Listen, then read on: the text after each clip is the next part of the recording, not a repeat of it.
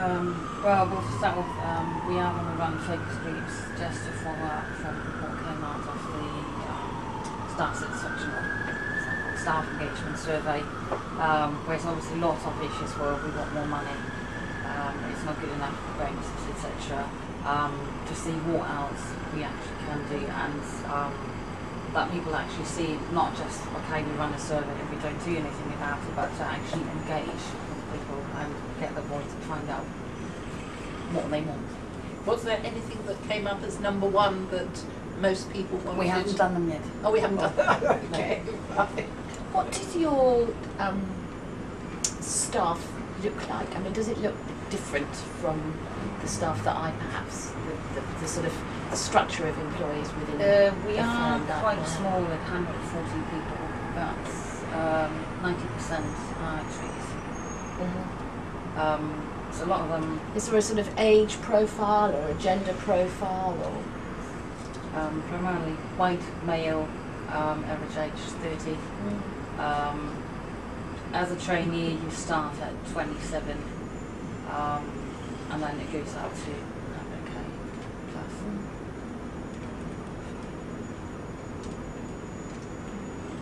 so it's not different really? Exactly. Far be it from me to make comments about the government actuaries department, but I think you will find the personalities there are slightly different from the personalities of your people. They're not motivated by sales. Yeah. Sales and performance. It's a consultancy service. I'm trying to think of the best way of describing it. To say old-fashioned demeans what they are. More gentlemanly, even though there are females there. But I think they are more gentlemanly, but using gentlemanly in the male or female context. Yes. That reminds me of a saying in sales where you say you get the clients you deserve, maybe the employer gets the employees. Kind of unusual. I mean, how do you find it, Olaf? I mean, you've been at Insight, I assume, for 2 years now. Yeah. Moving, of course, from the investment banking business. Well, actually, at Lehman I was in asset management as well, but you get the culture is there, and you interact with colleagues from the investment banking side. And I have to say, there is within the organization such as Lehman, there are different areas and different personalities. And what I more generally think is that if you don't fit into an organization at some point, you just leave if you can, because and that's why I'm personally think, and I'm surprised that we talk so much about pay, because maybe I'm getting old, but I think the non-financial side is just getting more important than it was when I was young, and the next job I was getting was just like 10% more, whatever. It was the pay that really attracted me, but not much other things. Also, you look into them, whereas now it's different. You need to know, you see your colleagues more than your wife, so that must matter. So you want to work with people you like, you want to work with people you can trust, rather than you're in an organization where you don't know what you get. And generally speaking, I would say in like, if you have those employees which are attracted by money, you can't have the same kind of trust. So that's why I thought, well, actually, let's move the subject more to non-financial, but I realized actually it's all about the money. So, well, I think that's very topical right now. Yeah. I mean, I look at our turnover numbers; they haven't gone up. So, despite the fact that people are knocking on our doors saying pay salaries are rising, in fact, they're not leaving. They aren't leaving. Well, so there is something else that keeps them. I think there's one element of it is the uncertainty. There's still some kind of uncertainty. You don't know exactly what you get. I mean, you join a company and suddenly you realize, well, they laid off like 25% of the workforce anymore. You think, well, that was not exactly what I was expecting. So this kind of uncertainty, what you get on the other side of the fence, is the grass green or not? Will keep people staying at work. But there are better reasons to Yeah.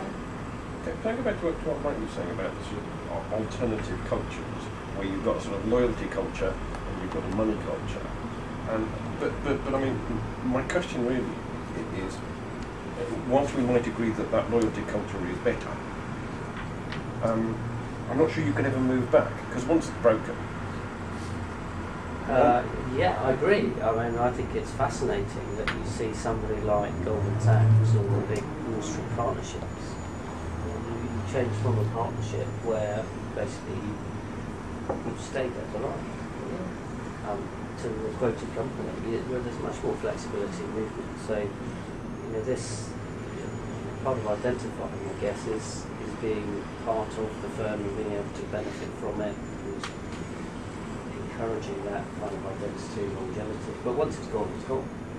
But some of these softer issues are sort of trying to push us back in that direction and reinvent it.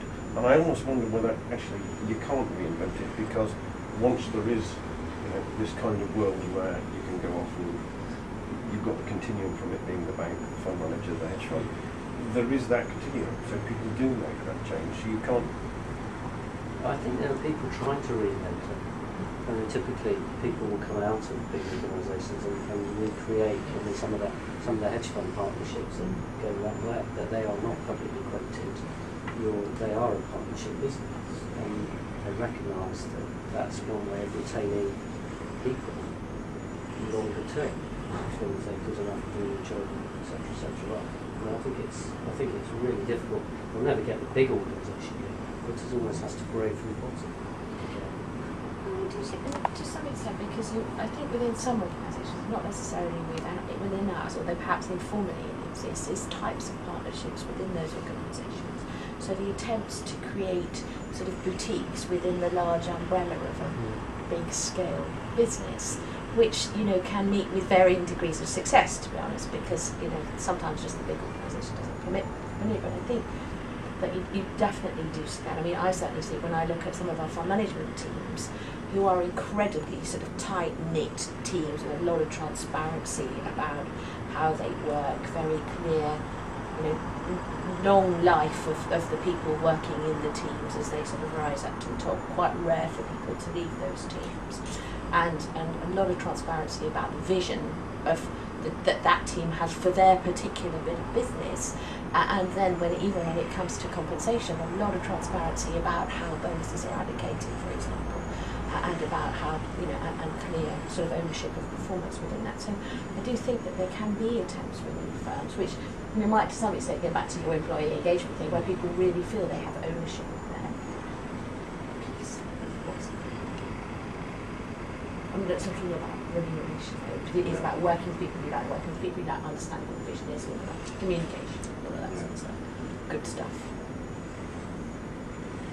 But at that point, the discussion is going strong, but it is 9:30, and I did promise people they could go at 9:30 without feeling guilty.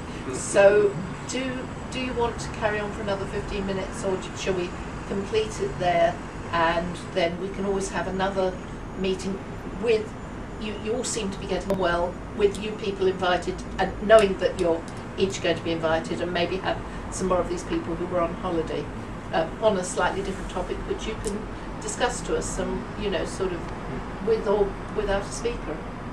Yeah, should we do it like that? So yeah, and in that case, thank you very much, Olaf. It's gone much.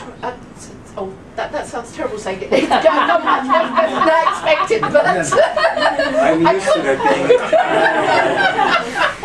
being. People were thinking, wow, German and a comedian, how good is that? Even being an actor, so I'm used to it. No, it's gone exceedingly well. What you said, I think, was interesting, relevant for everybody, and it just encompasses everybody getting together. And it has got everybody talking, which is what we wanted. And your part of the discussion, the actual talk, was really interesting. And even though I'd read it before, it was even more interesting when you actually said it. So thank you very, very much. I enjoyed it. It was good fun. Thank you. Yeah, thanks.